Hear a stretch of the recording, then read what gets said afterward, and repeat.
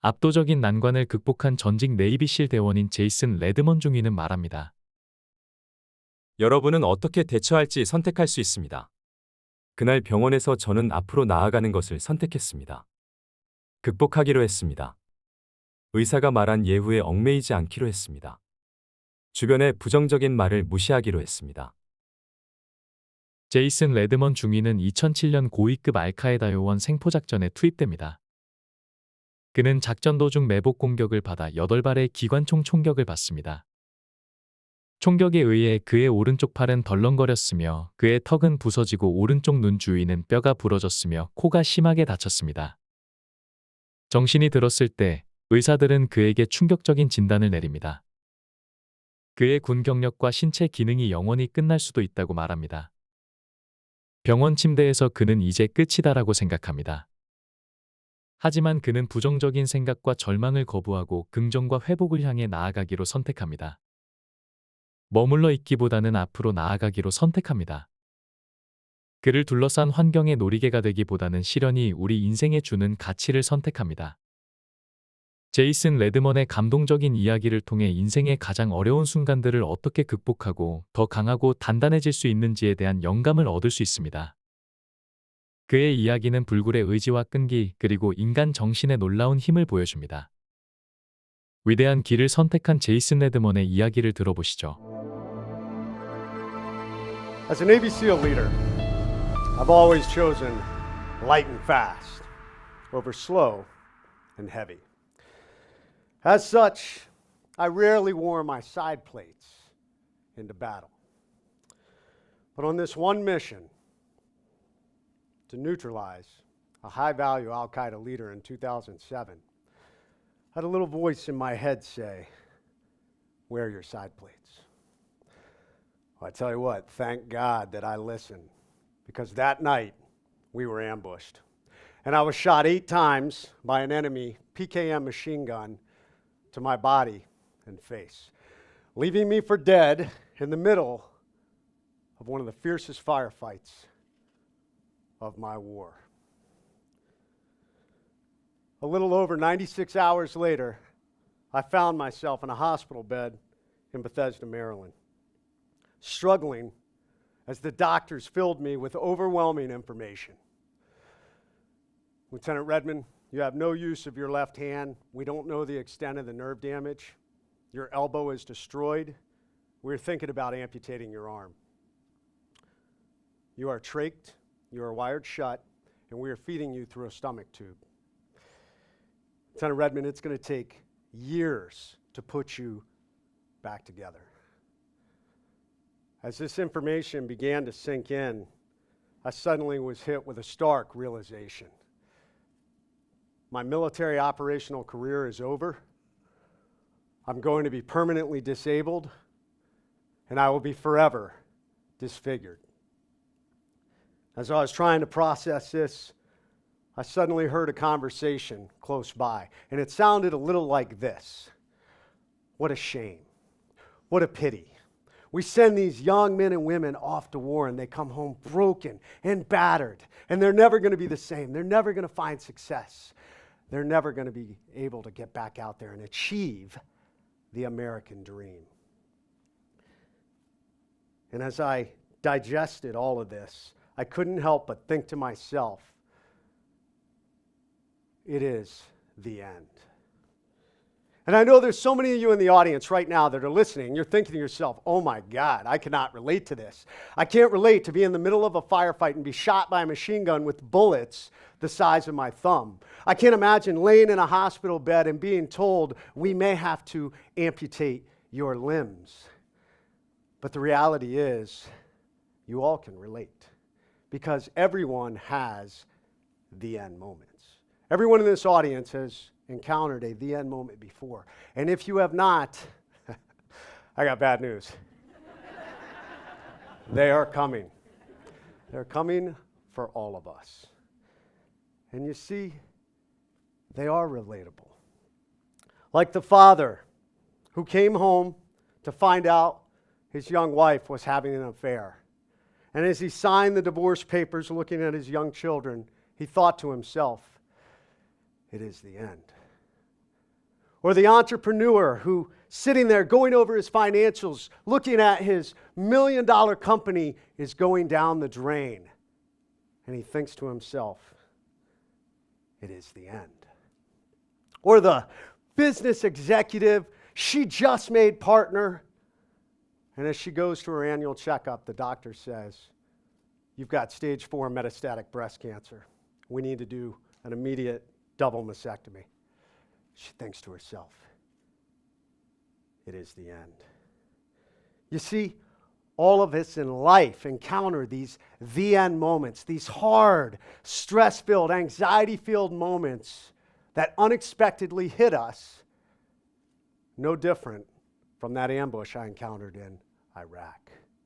The difference is these are life ambushes. And you are not being hit by actual bullets or bombs that occur on the battlefield. You are being hit by the bombs and bullets of life. And the thing is that's common for all of us, when these ambushes occur, we all get stuck on a central point.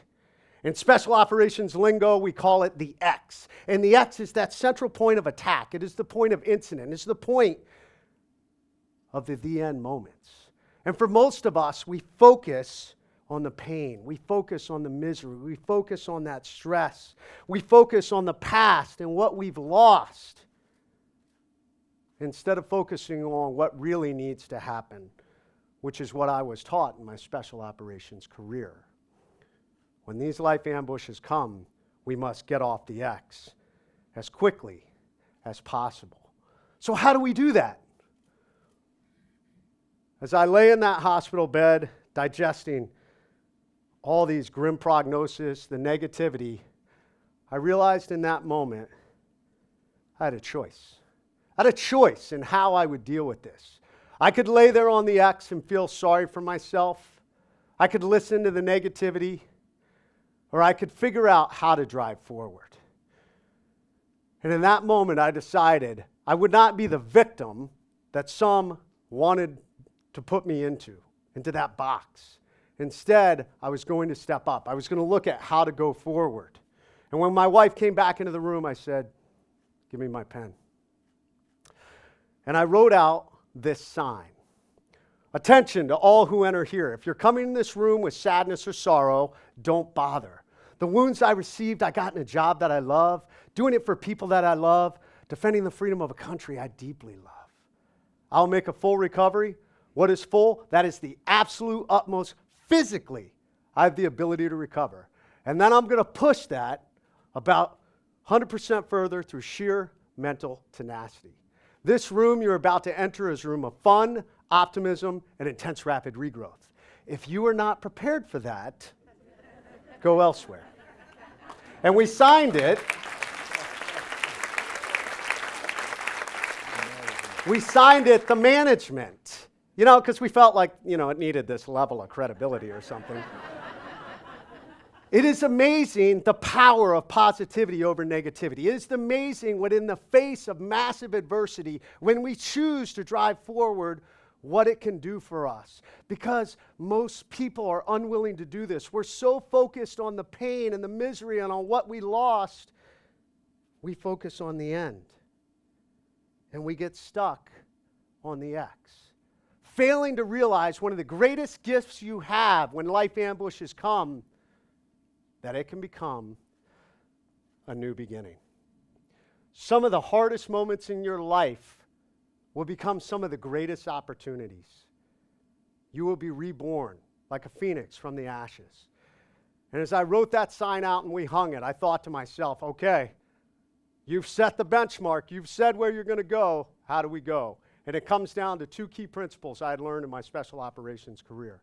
The first one is you have to be willing to overcome. You have to build this relentless overcome mindset. Because you see, life ambushes are coming for all of us. Life is unfair. It doesn't go according to plan. But if you already have it in your mind that no matter what obstacles or adversity I come up against, I'm going to overcome, you're already well on your way. And number two, when we get on the X, we've got to think about how we move quickly off of it. And I had learned the same thing that my teammates and I managed to do that night to come home from Iraq. I learned to get off the X, you have to react.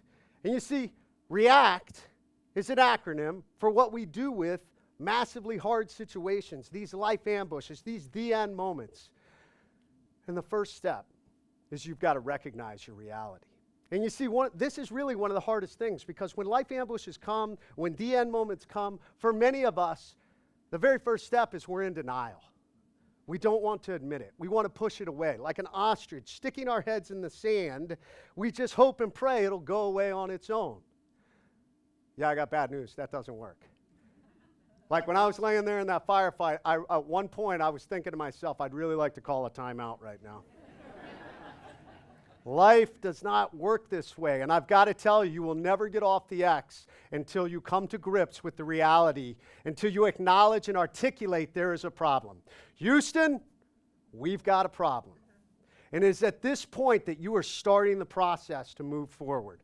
Number two, now that we know it, we've got to evaluate our assets. We've got to take an inventory of all the things we need to get out of this crisis. As I lay there, pinned down by enemy fire, in my mind, I started to think about, this is a bad situation. How do we get out of it? Well, I've got my teammates. I've got a Marine Corps Quick Reaction Force. I've got an Army medevac helicopter crew. I've got drones. I've got an Air Force AC-130 gunship. These were all the assets we had to utilize to bring this problem. No different than we all have in life. You see, when these hard moments come, we need to think about, I have my family. I have my friends. I have some money in an account, or maybe I need to borrow some money to deal with a problem. Maybe I need an accountant. Maybe I need an attorney. Maybe I need a priest, counselor, chaplain. It doesn't matter. All that matters is we evaluate these assets and take stock of our inventory. The next one, we've got to assess the possible options and outcomes. And when we look at this, oftentimes when people make it to this step, there's this sudden sense of urgency. Like, oh my God, I'm in a crisis and I need to move right now. And so often we tend to put ourselves in a worse situation because we did not think through the steps. So this is where it's critical to take inventory, to look at our options, and look at the outcome. And one of the hardest parts of this step is oftentimes when we're in a crisis, there is no good option and outcome. It is choosing the best of the bad decisions. And so often, so many of us don't want to do what needs to be done, which is the short-term pain for the long-term gain. It took me 12 years to get to where I am now, and I followed this process. Number four, you've got to choose a direction and communicate. And this is absolutely critical, because one of the things is when you have a life ambush and you're on the X, you are never on the X alone. Your family gets pulled onto the X with you. Your kids get pulled onto the X with you. Your spouse is on the X with you. If it is a business ambush, your employees, your colleagues, your partners, they're all on the X with you. And guess what? In that misery, agonizing, stress-filled, the end moment, they feel it too. And this is where you have to step up and provide something that is one of the quintessential pieces of the overcome mindset. When you say, this is where we're going and this is how we're going to do it, you give people hope. Hope is a powerful ally. And the last one, most important, you have to take action. You have to execute. I've watched so many businesses, individuals that have gone through trauma that go through this process and they get into this infinite loop where they continue to go back and forth through this process without ever taking action because they are waiting for the perfect moment. They're waiting for the lull and gunfire. They're waiting for their next paycheck. They're waiting to close this deal because it's going to be the tipping point to allow us to get out of this crisis. I hate to tell you, the perfect moment will never come. The time to move is now. The time to get off the X is now. And here's an interesting fact. Out of all the thousands of wounded warriors I've worked with, individuals that have been through trauma, companies that have suffered through failure, crisis, massive change, the ones who got off the X the fastest didn't just survive, they thrived. They launched from their ambush, and they were able to drive out of it faster because there's an interesting fact about the X. The longer you sit on the X, it's like quicksand. It gets harder and harder to get up and move. This is why this process is so critical. Life ambushes are out there. The reality is, right now, for all of you out there, you were either in a life ambush, you're coming out of a life ambush, or somewhere out there on the horizon, one is waiting for you. But here's the good news. You have a choice. You have a choice in how you're going to deal with it. That day in that hospital, I chose to drive forward. I chose to overcome. I chose to not be limited by what the doctors said my prognosis would be. I chose to ignore the negativity around me. I chose to figure out not how I would be the past version of who I was, because the reality is that's never going to happen. Instead, you have to figure out how to become the best version of your new you, your new 100%. And I created something called the Pentagon of Peak Performance. And I looked at, and over the last 12 years, I focused physically, mentally, emotionally, socially, and spiritually. And it brought me to this spot right here. So the good news is, when these life ambushes come for you, you have a choice. Choose to be positive. Choose to put your own sign on the door. And choose to get off the X and overcome. Thank you.